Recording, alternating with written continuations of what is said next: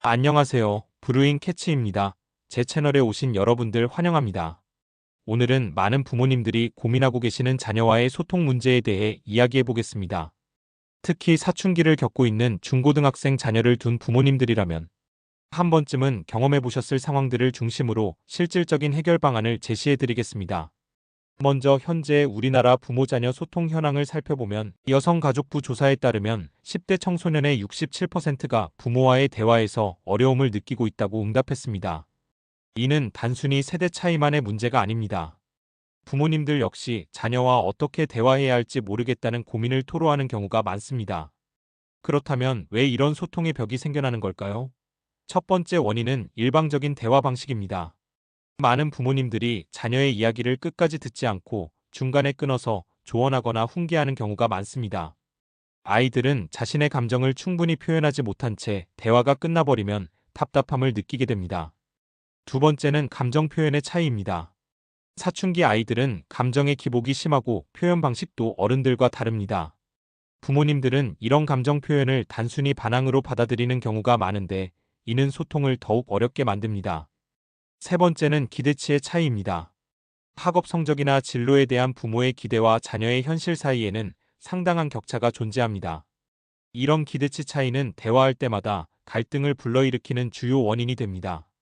이제 구체적인 소통 개선 방법들을 알아보겠습니다. 첫 번째 방법은 경청의 기술입니다.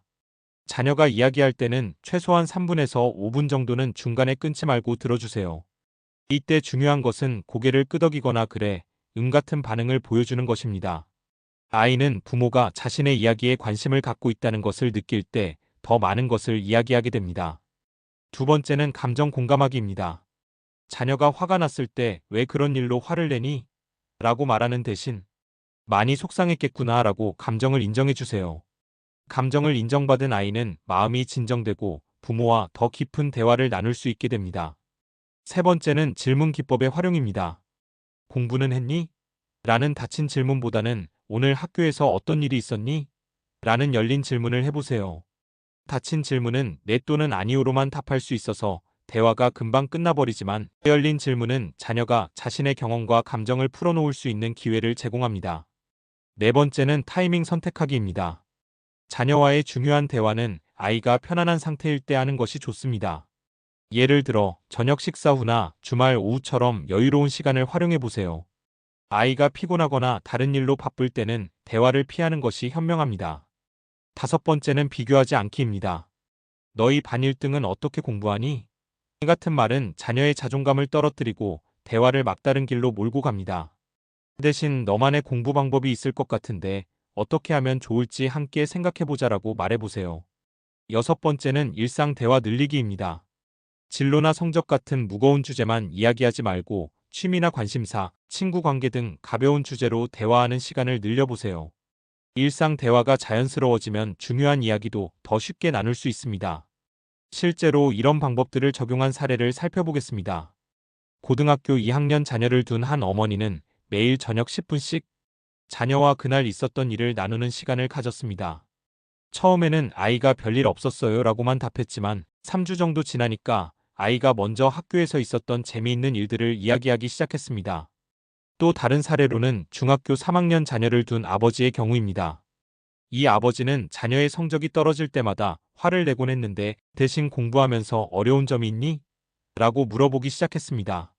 그러자 아이가 수학 개념을 이해하지 못해서 고민이라고 털어놓았고 함께 해결 방법을 찾아갈 수 있었습니다. 하지만 이런 소통 방법들을 실천할 때 주의해야 할 점들도 있습니다. 첫째, 급격한 변화를 기대하지 마세요.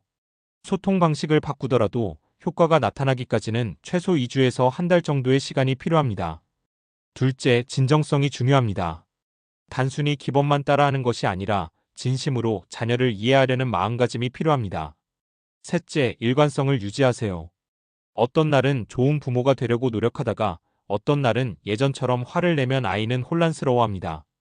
넷째, 부모 자신의 감정 관리도 중요합니다.